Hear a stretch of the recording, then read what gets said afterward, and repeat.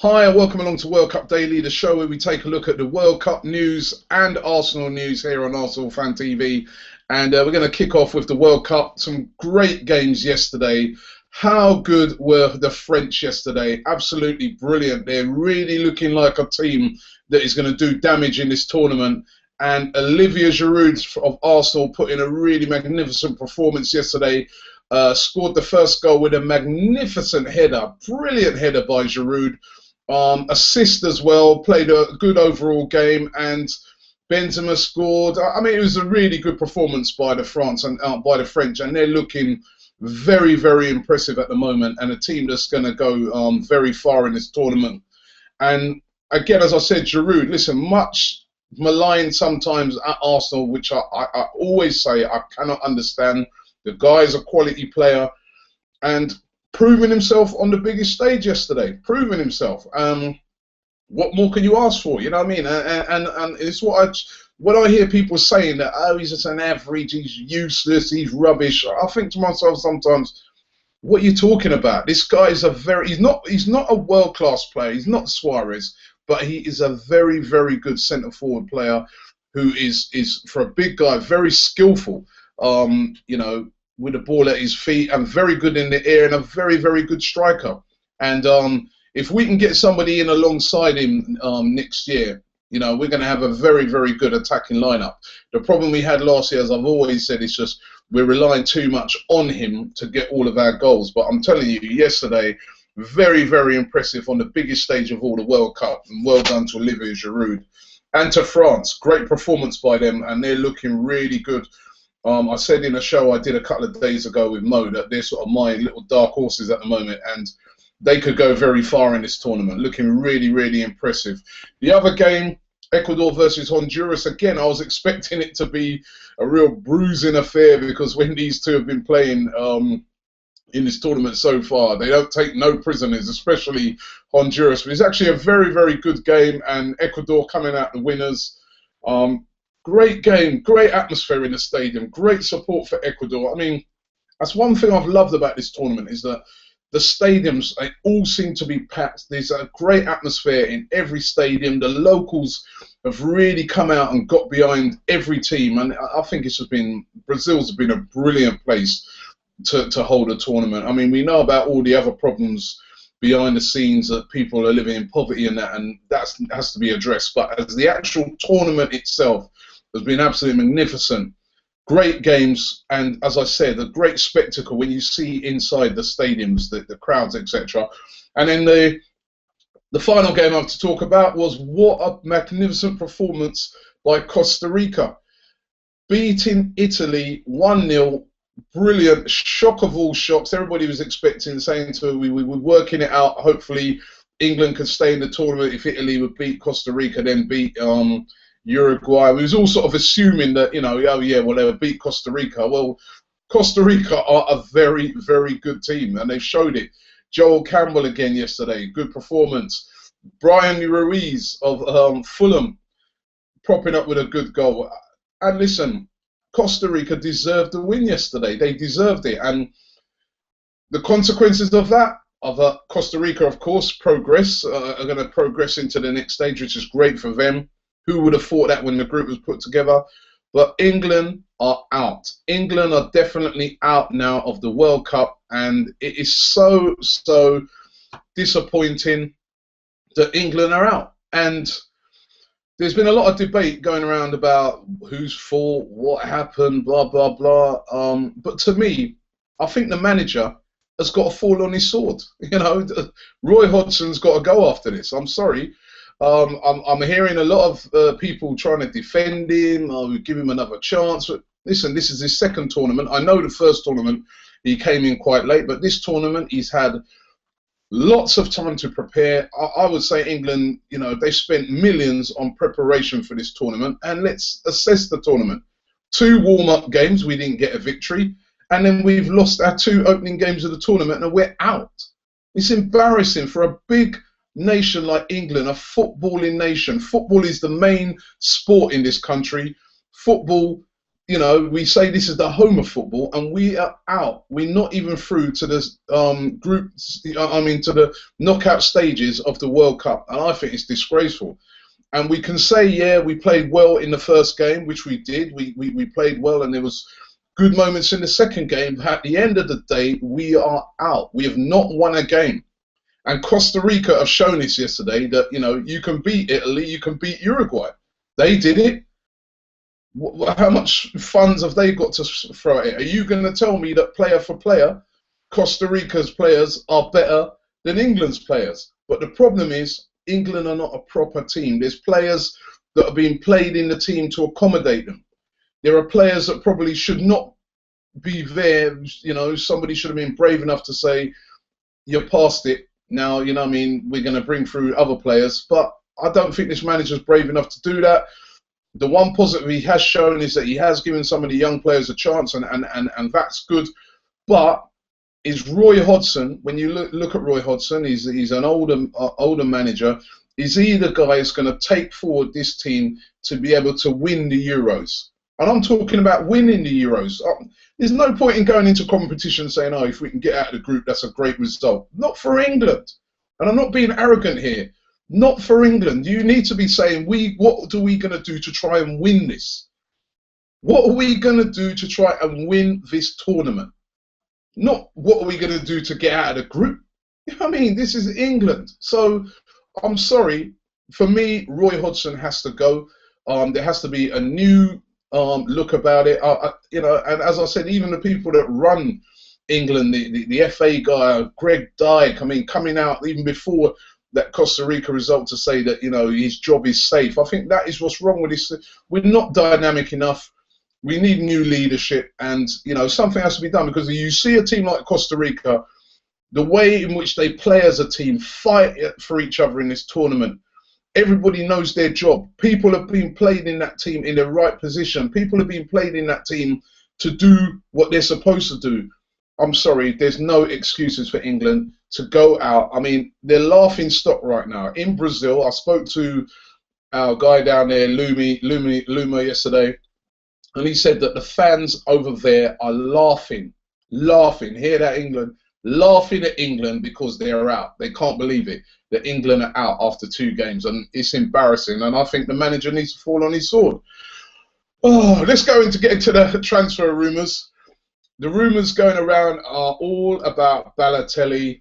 You know, it's been said today that Sky Italia have said that the AC Milan have sanctioned the move, that he can go, and they want to see if they can get about 29 million for him.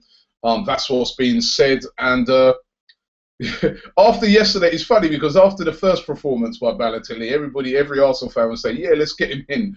And then after yesterday's performance, not everybody's sure. I mean, Distinctive Music TV says Balotelli showed why we should think more than twice about signing him. So he's not. Listen, you can't judge it on one game. This is one game that Balotelli's had a poor game, but I'm sorry, I still think that he would be a top player if we could get him in. I'd still be more than happy to bring through Mario Balotelli. But it's hotting up, that rumour. It really is hotting up, and it really is starting to look like it's something that can happen. And again, I'd still be quite happy with that. And another rumour, not many rumours going around today, but another one of the transfer rumours that's been going around today is that Arsenal are interested in signing Brasnar Ivanovic from Chelsea. Now, would Chelsea sell a guy that's been at their club for such a long time, that's been a real sort of popular player at Chelsea, to Arsenal? I can't see it myself. He'd be a good signing for Arsenal because he can play at right back, he can play at centre half, and would be a good sort of, you know, player to sign for Arsenal. But for some reason, I can't see Chelsea selling such a player who's been such a hero to them to Arsenal. Only we do that. I can't see Chelsea doing that. But that's the rumour going around today, that Ivanovic is wanted by Arsenal, and that's something that could be done. I'm not too sure about that, but that's one of the rumours going around today. And Apart from that, the games today to look out for: Argentina playing Iran. Listen, I'm looking on that and I'm saying to myself, that should be an absolute murderation, slaughteration of Iran. But the way this tournament has gone so far, the way the so-called smaller teams have stepped up, I'm not saying that Iran are going to win that game, but you could see that being them putting in a decent performance. These smaller teams, they're ready to die for their country. That's why they're playing. They're going into it like they're going into a war. And, especially those South American teams. I mean, you've seen Chile, you've seen Colombia, you've seen Uruguay, the passion in which they're playing these games with, the way they're playing. It's like they're in there to die for their teams. The other games are Nigeria versus Bosnia and Herzegovina. Nigeria, I've got a lot of Nigerian mates, and they've really got to bounce back after that poor 0-0 draw they had with Iran. And Germany versus Ghana. That should be a great game. Ghana, a good team, in danger of going out though if they lose tonight to Germany. Germany, as we saw the other day, awesome. And you'll see the Arsenal stars of Özil, Mertesacker, Podolski playing in that game tonight. So that should be a great game as well.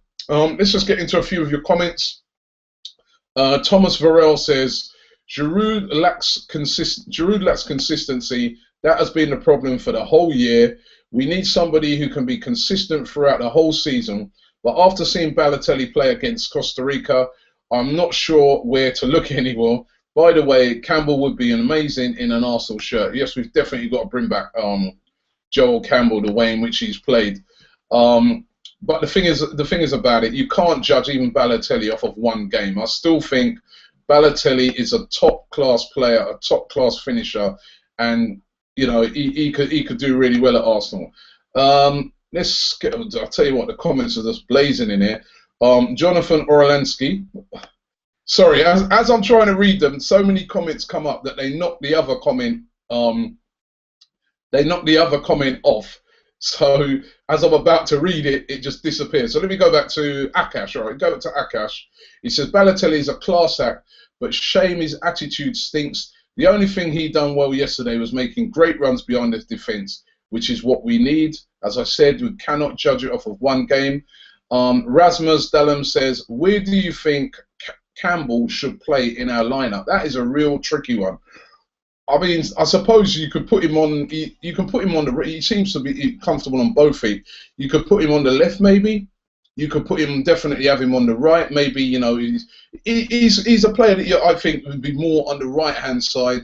Of course, Theo Walcott's going to be the main guy there. But listen, we need more than one player in different positions, and I just think bring him back. You could try play him as a striker and a player who could run in behind.